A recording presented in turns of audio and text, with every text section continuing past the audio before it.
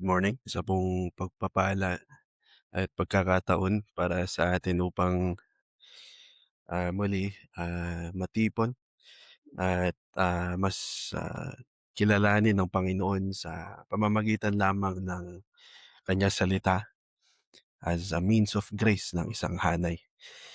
Tayo po'y, atin pong buksan ang ating Biblia sa Galatians chapter 2. We are now in chapter 2 and we will be continuing in verses, 1 to 10. Galatians chapter 2 verses 1 to 10. Allow me to read it for you. Galatians chapter 2 verses 1 to 10.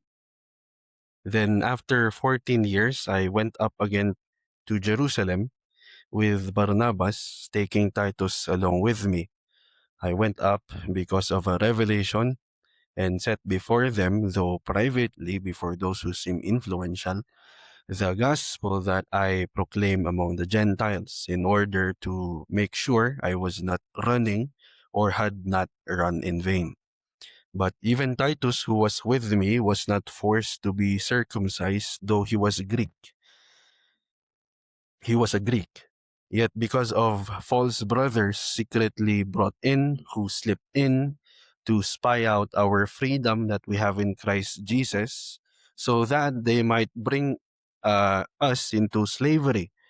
To them we did not yield in submission even for a moment, so that the truth of the gospel might be preserved for you. And from those who seem to be influential, what they were makes no difference to me. God shows no partiality. Those, I say, who seemed influential added nothing to me. On the contrary, when they saw that I had been entrusted with the gospel to the uncircumcised, just as Peter had been entrusted with the gospel to the circumcised, for he who worked through Peter for his apostolic ministry to the circumcised worked also through me for mine to the Gentiles.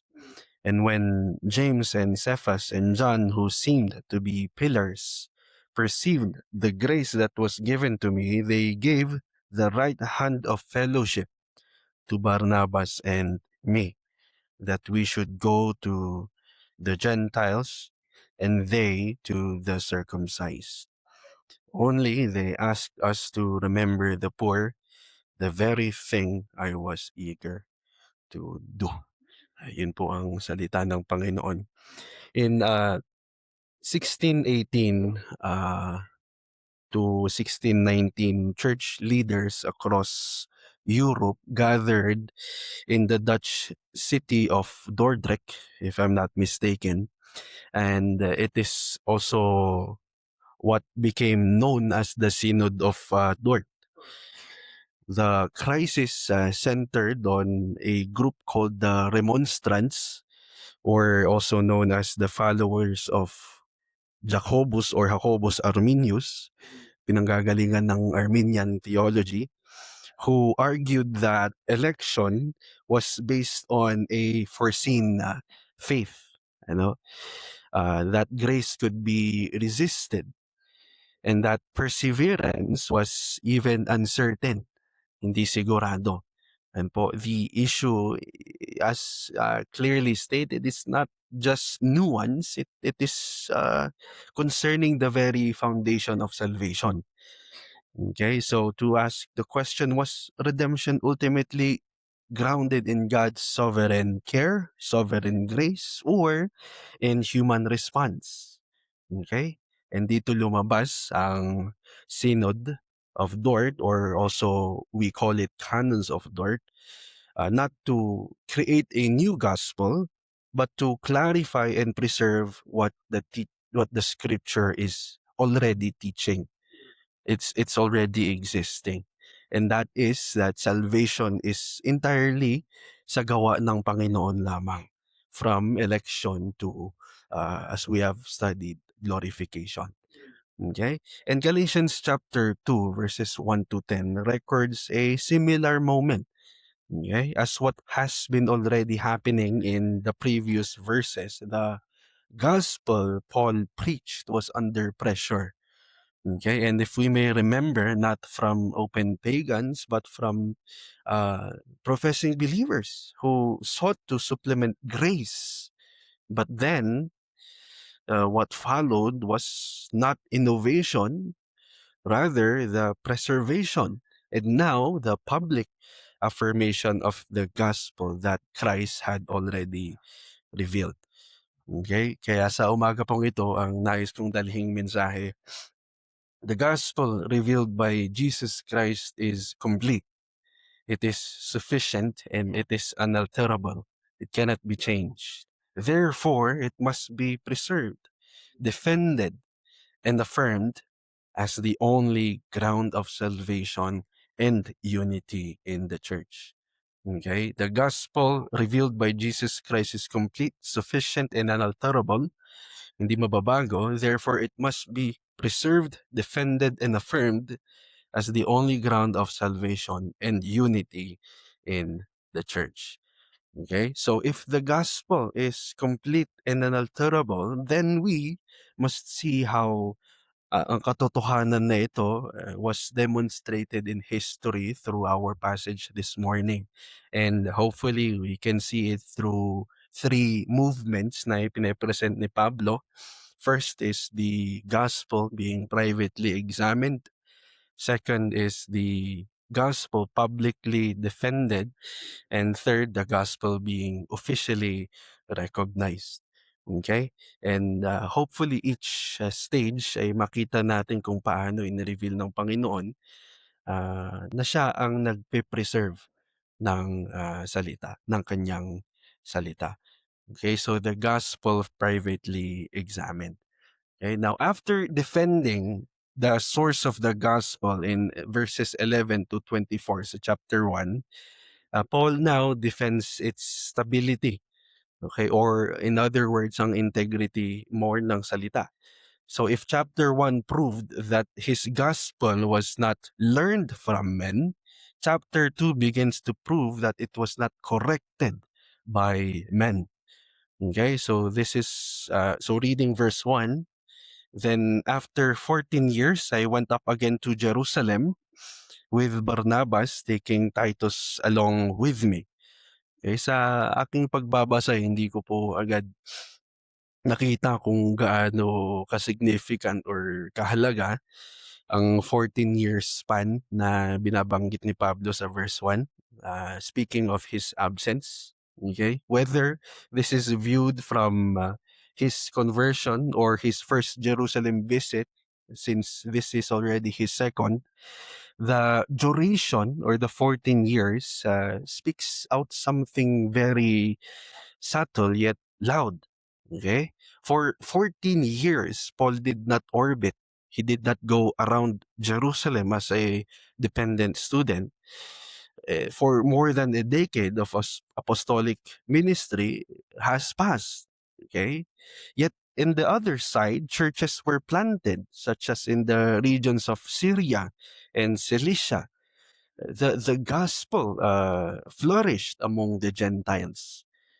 Okay? So in plain sight, we may misunderstand.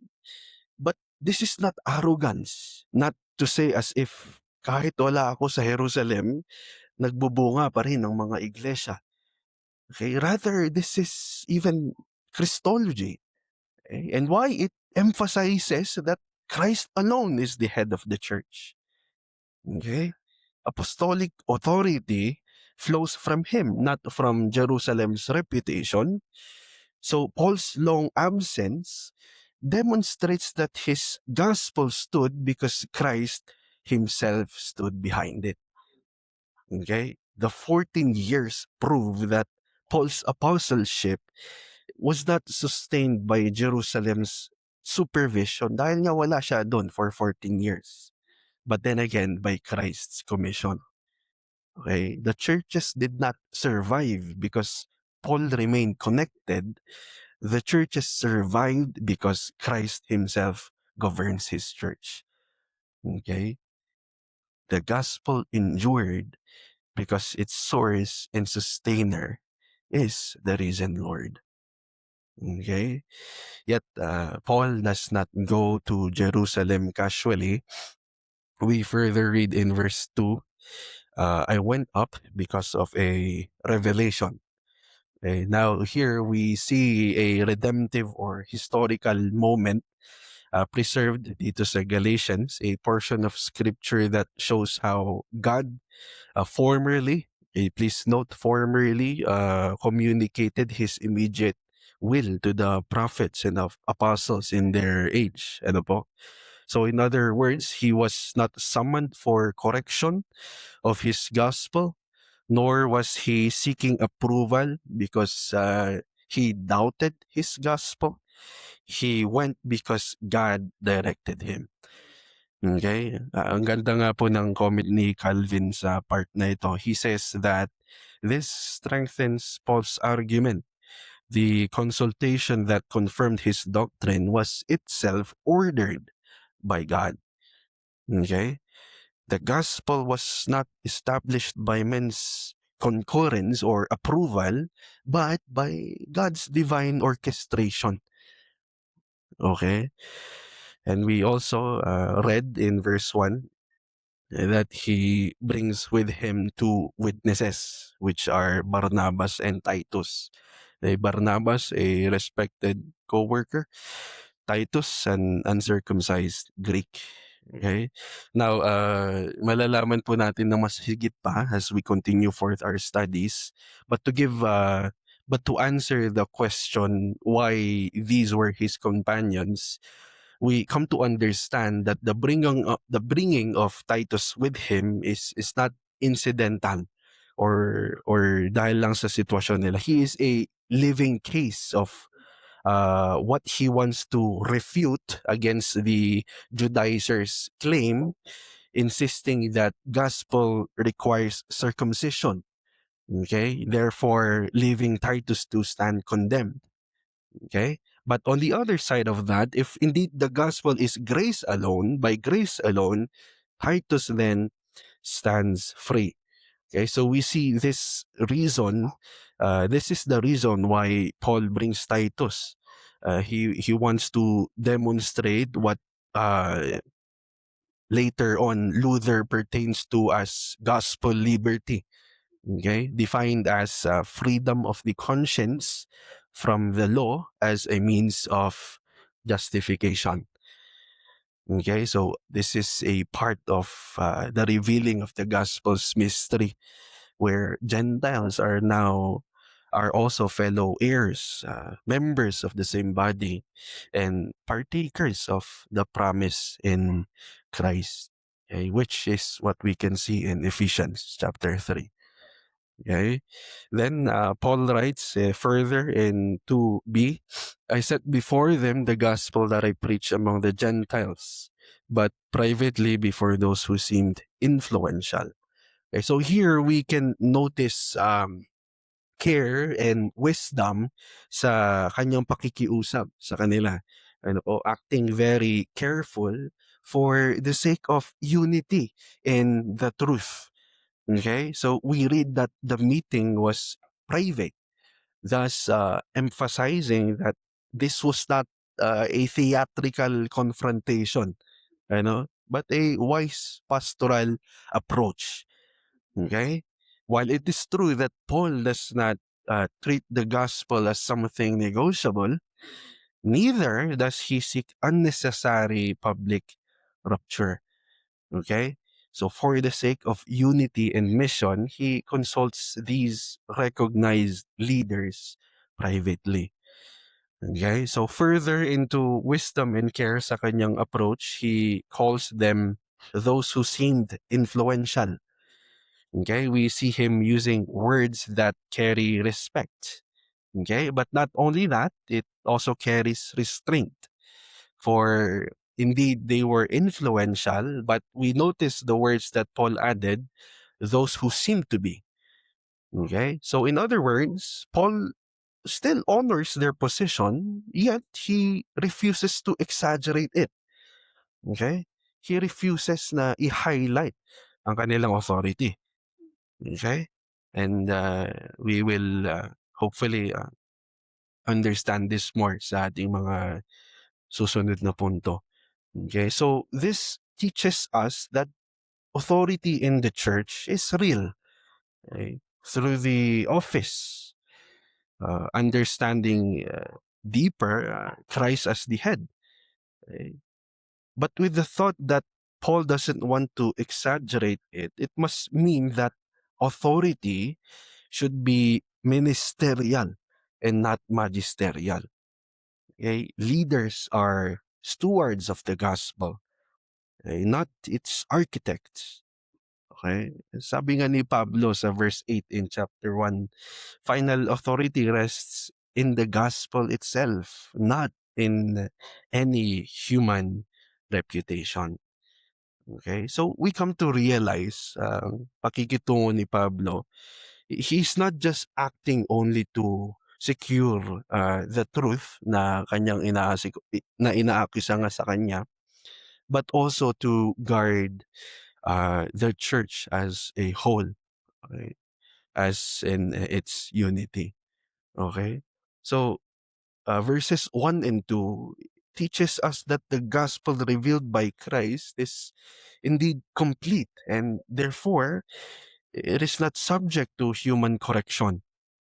Okay? Yet the same Christ who reveals the gospel, we also learn, is the one who governs his church.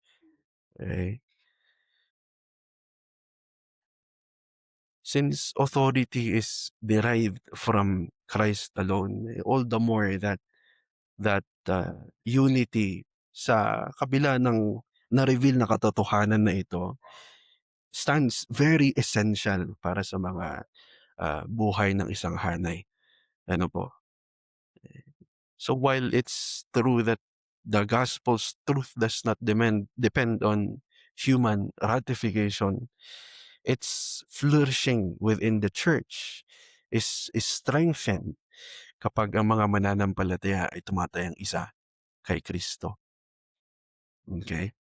Kaya sa ating pagtanggap sa katotohanan na ito, let's remember Christ sustains His church, not human centers. Hindi man-centric ang isang simbahan. Okay? Paul's 14 years of absence from Jerusalem teaches us that the church does not survive because it is close to uh, what we say influential leaders or even respected institutions. It does not stand on reputation or because it is a popular church. It stands because Christ rules it. The church flourishes not because of celebrity pastors, but because of Christ himself governing his people through the word. Okay? And so, understanding that truth should also not produce pride. Okay? Paul was fully confident sa gospel na kanyang itinuturo. He did not doubt it. Yet he still approached the leaders privately and carefully. So this carefully reminds us that being right does not give us the permission to be harsh. Okay? Sound doctrine, in other words, must not produce arrogance. Okay? And yes, we may have a strong conviction, but still it should be marked by humility and wisdom. Okay? Truth and humility must walk together. Okay? And speaking of togetherness, this also teaches us to guard unity, not at the expense of truth. We should guard unity, but never at the expense of truth. Okay? So Paul did not compromise. Neither did he create unnecessary division. He acted wisely and preserved ang unity without sacrificing truth, not just his preference, okay, but truth, the gospel. Okay, so this teaches us that unity is important, but it must be unity in the gospel. Okay, not unity in accepting ang kabahuan ng ating katabi or ng ating sarili, not unity in emotions, not unity in mere labels. True unity is unity in the revealed truth, unity in Christ. Okay? So, understanding that, why will we pathetically diminish ang katotohanan sa pagkakaroon ng unity kay Kristo over simple disagreements? Things that that don't even concern salvation, right? Hopefully that solidifies ang ating pag-uunawa sa kung ano ang gusto at nais dalhin ni Kristo sa kanyang gospel. Ano po? And so also let us rejoice in the freedom we have received in the gospel. Okay. Titus stood uncircumcised in Jerusalem. He remained free. And so do we. Our standing before God rests on Christ's finished work alone. Okay? Therefore, we must walk in that liberty and refuse every attempt, or some would say temptation, to go back in bondage, spiritual bondage. Okay? And so having been privately examined in Jerusalem, the gospel now faces open pressure. Okay, and what was clarified in their counsel is now defended in conflict. Okay, so the gospel privately examined, and now we are in the gospel publicly defended. Okay, so if in verses 1 to 2, Paul shows that the gospel was examined, in verses 3 to 5, he shows that it was publicly defended. So what was discussed in private now faced a visible test. Ano po, the meeting in Jerusalem did not end in compromise, but rather in clarity. Okay, it was not adjusted to satisfy pressure, rather it was even preserved in its purity. Okay, and so we see Paul writing in verse 3, but even Titus, who was with me, was not forced to be circumcised, though he was a Greek. Okay, now into the bringing of Titus, here we see that instead of beginning with a theological argument, Paul points to a real person. Okay, Titus, a living example of the issue na kanilang nararanasan, na kanilang hinaharap. Okay, he was a Greek, that is a Gentile, and according to Genesis chapter 17, circumcision was the covenant sign marking membership among God's people. Okay, under the old covenant, an uncircumcised male did not belong to the covenant community. Okay, so if were that requirement were still binding as a condition of salvation, then Titus could not be recognized as part of God's people without circumcision. Okay, yet here we see Paul saying clearly he was not forced. Okay, now the word forced, we see it significant. This was not about voluntary flexibility for the sake of mission. Titus was, remember, he's fully Gentile. Okay? Circumcising him would not have been a strategy for mission, reaching out people. It would have meant a compromise of the gospel. Okay?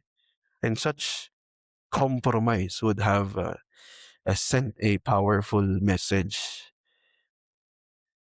Yun nga lang pababa. That faith in Christ alone was not enough for covenant membership. Okay? Faith in Christ alone was not enough for covenant membership if they were to stand that circumcision is required. Okay?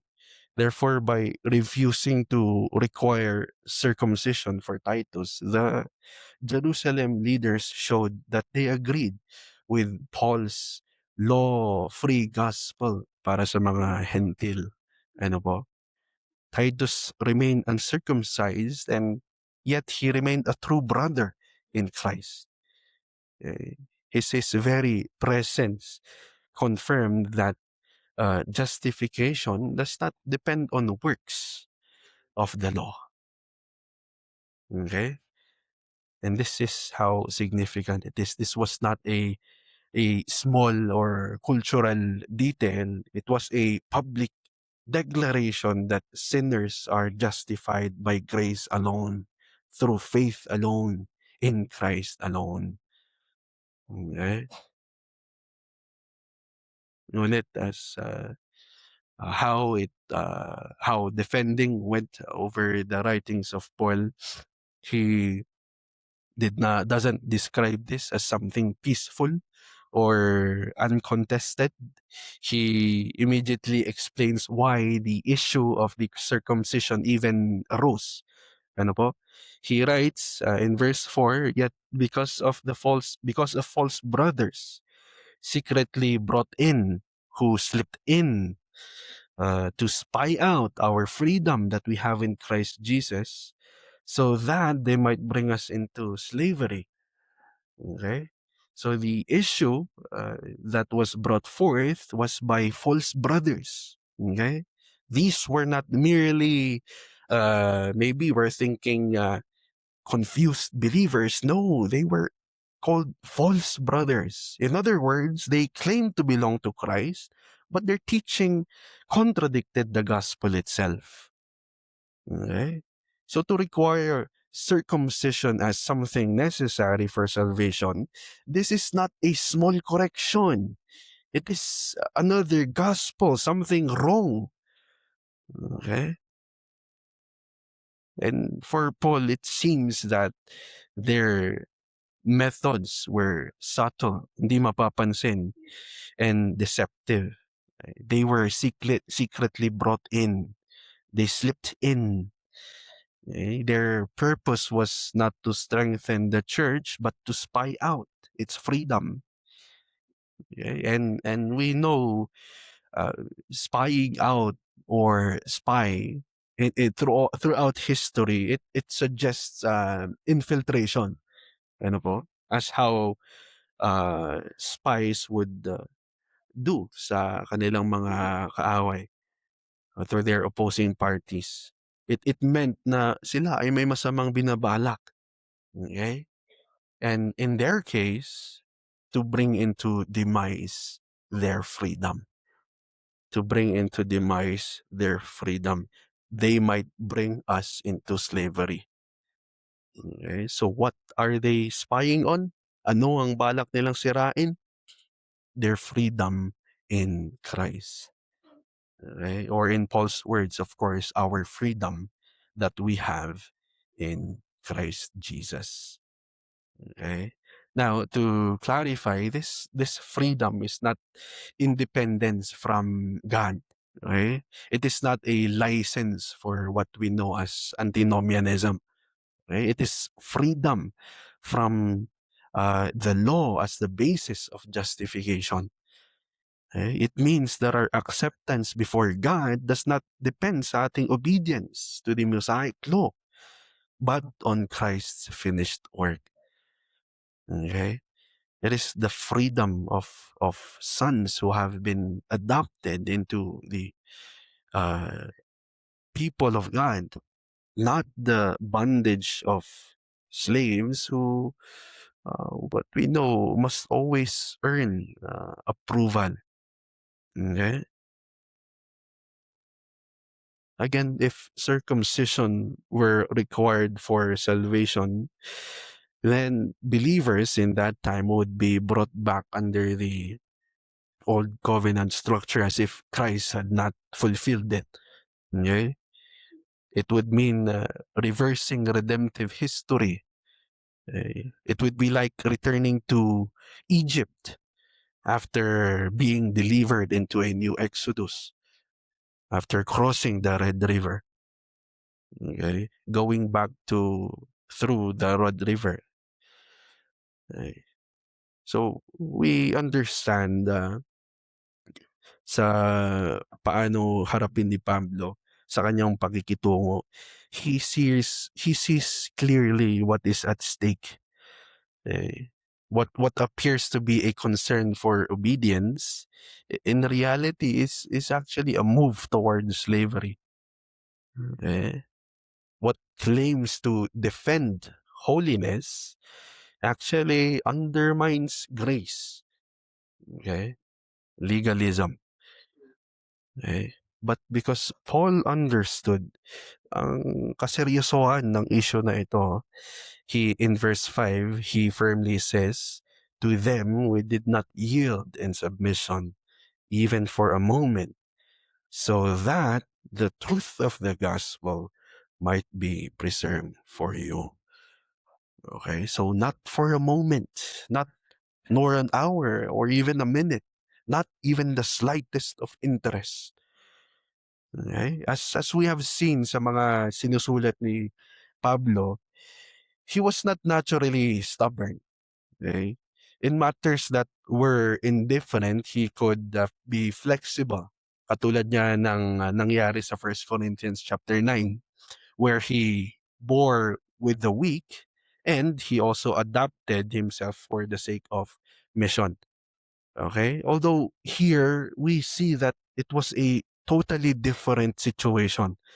Okay? This was not just about difference in cultural identities, quote unquote. It was about the foundation of justification. Okay? And so we see that for Paul, there is a clear difference between patiently bearing with weak consciences and that of firmly resisting those who seek to corrupt the gospel. Okay? May pagkakaiba. Okay? Yet Paul did not refuse because circumcision was sinful in itself. He refused because of what it would mean to submit sa rine-require nilang circumcision to be necessary sa salvation. It would have suggested that Christ's work, Christ's finished work, was insufficient. Okay? Therefore, he stood firm. And the reason why? So that the truth of the gospel might be preserved for you. Okay? Ang minamahal kong kapatid, this is the what others would say, the heart of this passage. Okay? The truth of the gospel refers to its pure and uncorrupted message. Okay? Kaya naman the gospel remains true only when it proclaims that sinners are justified by God's grace in Christ apart from works. Okay? If Paul submitted or yielded sa mga Judaizers na ito, the consequences would have, of course, reached Galatia. If Titus had been circumcised under pressure, then the Galatians would have been told to do the same. Okay? If Paul had compromised, the Judaizers would have claimed victory and even weakened, not weaken, yet even totally destroy ang mga churches uh, in that time. Okay? And so, looking at how God orchestrates in redemptive historical events, moments, Paul's firmness in Jerusalem protected the liberty of believers. What was defended sa araw na yan was not only Titus' status, but the integrity of the gospel. Okay? We see that the gospel was not revised, it was defended, it was preserved by God's orchestration. Okay, so this teaches us that the gospel must be defended whenever its purity is threatened. Okay, to add works as the ground of justification, uh, not only to give a simple correction, it is to entirely distort the gospel, distort grace to return to bondage. This also teaches us that the gospel is not protected by, of course, malinaw, compromise. It is not protected by being silent. It is protected by clarity of the gospel itself. Okay. So saan tayo tatayo? Malinaw sa salita lamang ng Panginoon. Okay. So in application to that, we want to learn to discern the difference between preference, simple preference, and truth. Okay. Times that we do not need to confront, bring into a serious accusation. Okay. It is only when Christ's sufficiency is questioned, we do not stay silent, yet we stand firm, especially when faith is threatened. Okay? So let us guard justification sa mga what seems to be subtle additions. Marami na pong ganito sa mga churches. We hear someone na, brother, we just want to protect the essence of holiness. But then that is the very thing we want to reject. We cannot do anything. We want to reject any teachings that make our works as something, as a ground of acceptance before God. And how do we guard justification? It is only by holding fast to grace alone. Okay? And so this leads us to preserve clarity para sa isang hanay. Okay? Protect the church by having the word clear, clarify itself. Okay? According to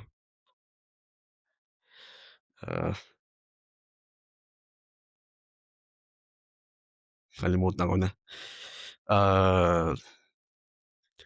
He said courage in doctrine is also expressing love for God's people. Okay? What more with the need na linawin ang salita ng Panginoon. Okay? So after standing firm against distortion, the gospel does not remain in tension but moves toward affirmation. Okay? And now we're in the gospel officially recognized.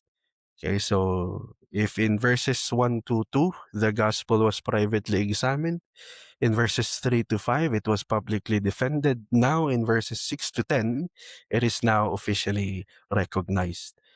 Okay, what Paul received by revelation from Christ and refused to compromise before false brothers is now openly affirmed by the acknowledged leaders sa Jerusalem this time. Okay, and Paul begins carefully, verse 6.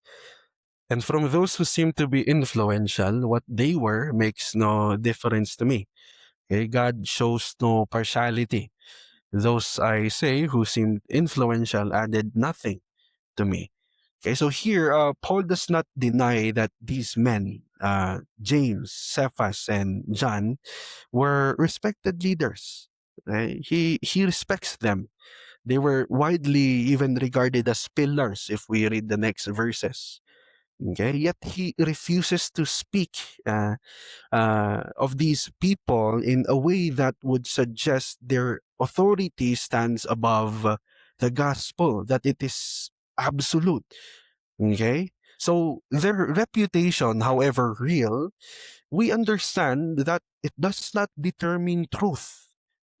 God shows no partiality, ika nga. It means before Him, no human status carries weight. Okay? So Paul's point here is not pride, but rather he clarifies that the gospel he preached was not corrected or supplemented or refined by these respected leaders. They were not even sa kabila ng kanilang reputation or seem to be influenced, they were not above the gospel. Okay? Kaya niya nga sinasabi, they added nothing. Okay? And this is something significant sa kanyang claim to on the truth that justification is by grace alone. Okay? In fact, if we read further, the pillars did not revise it, they recognize it. Okay? And so in verse 9, Paul names them explicitly. And when James and Cephas and John, who seemed to be pillars, perceived the grace that was given to me, they gave the right hand of fellowship to Barnabas and me. Okay? Ngayon, ano nga ba itong salitang pillars na ito? Bakit nga ba ginamit ito ni Pablo?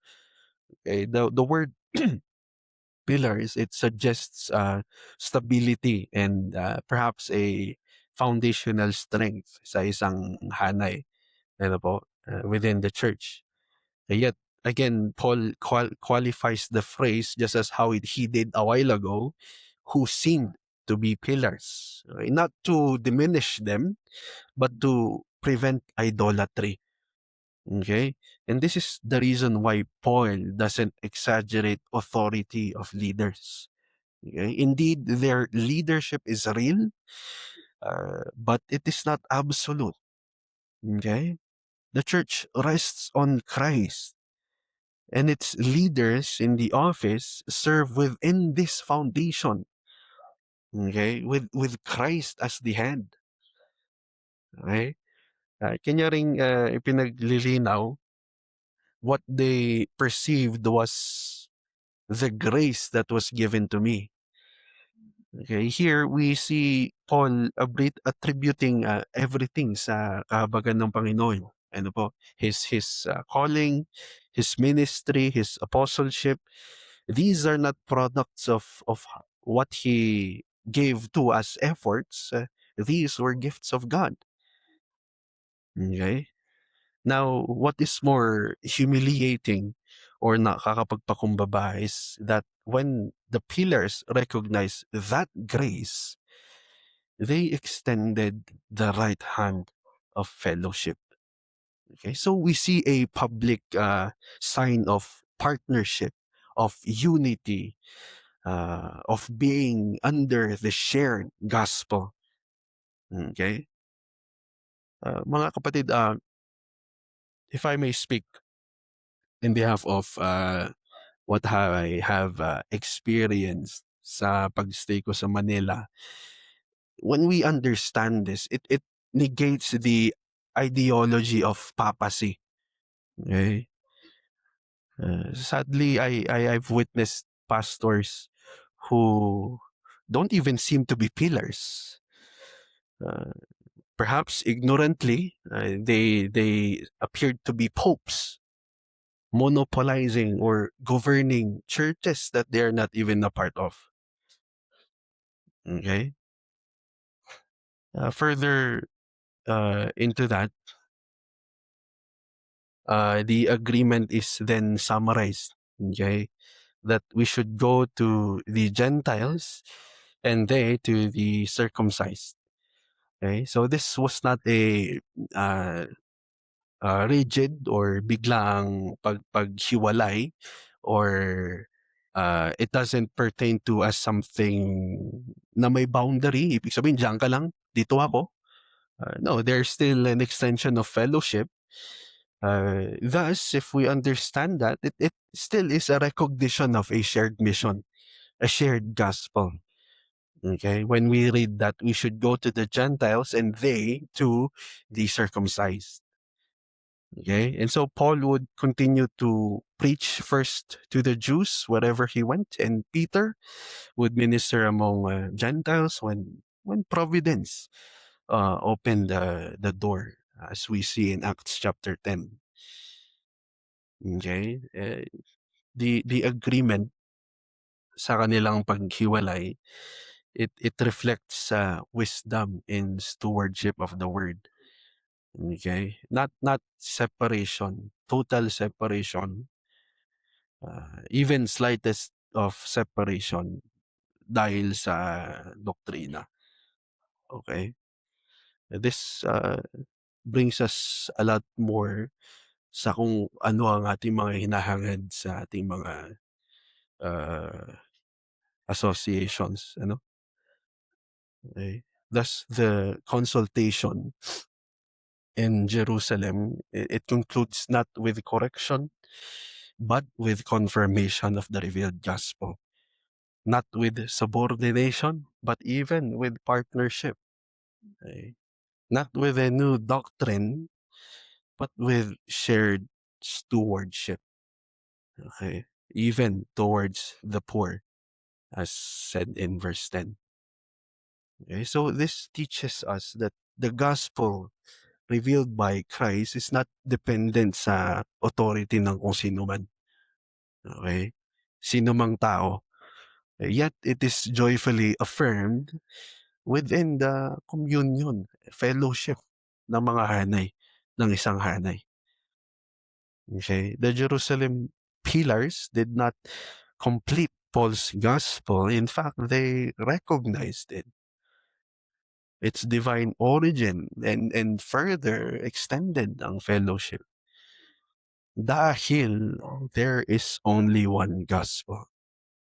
It may be that it is proclaimed in different contexts, administered in different churches, but all are grounded in the same grace. Okay? Unity in the church. Reading this, understanding this, we see that it is not built sa personality lamang ng kung sino-sino ang mga miyembro. It is built on shared submission to the truth of the gospel. Okay? Kaya sa pagtanggap natin sa katuruan na ito, we do not want to idolize leaders. God shows no partiality. Reputation, history, influence does not determine truth. Okay? Do not determine truth. The gospel stands above every human name. Okay? This teaches us to look sa ministry through the lens of grace, okay? Not status, especially of the minister. Okay, when what the pillars recognize was the grace that was given. So we should look for evidence of God's working, not merely the results of uh, credentials or position. Okay, and also this teaches us to seek visible unity that is grounded in truth. The right hand of fellowship followed doctrinal clarity. So this means true partnership flows from shared submission to the same gospel. Okay? And let us hold authority and humility, truth together. Apostolic authority that time was real, yet it was recognized as God's gift. So this teaches us we serve Christ Church when we exercise influence without highlighting ang ating mga sarili. Okay? So for the regenerate, ang pag-aaral natin sa Galatians chapter 2. It brings both comfort and uh, a call to a more encouraged living under pursuit of the word.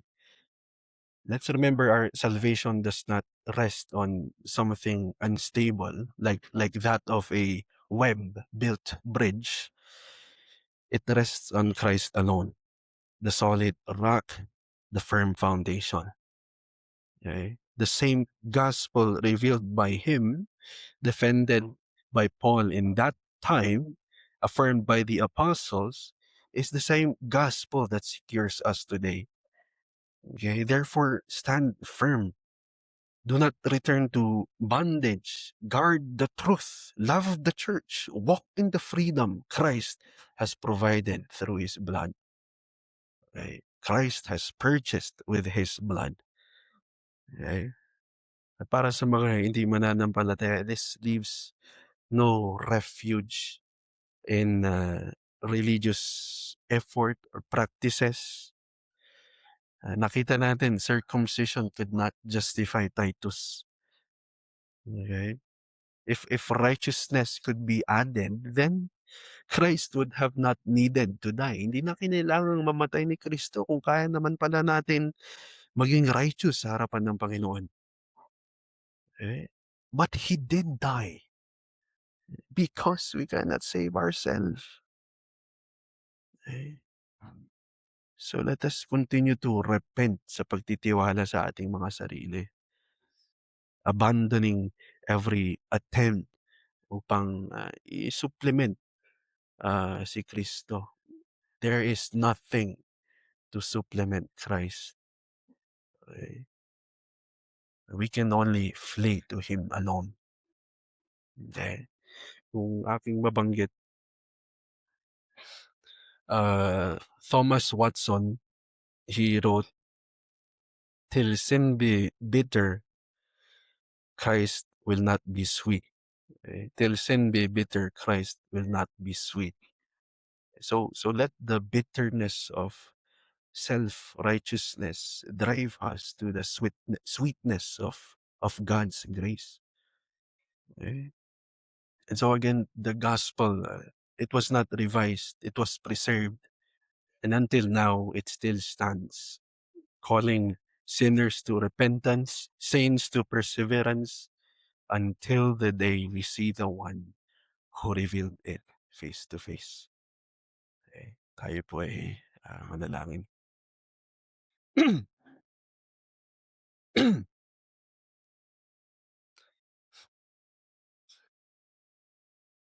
We confess, O Lord, that our hearts are very deceiving, and all the more that we see the need and plead for your grace uh, sa inyong pagbubukas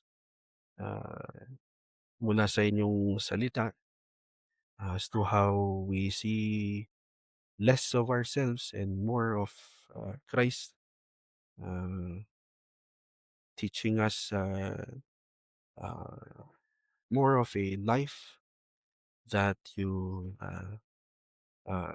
set sa pamamagitan ng inyong salita, Panginoon.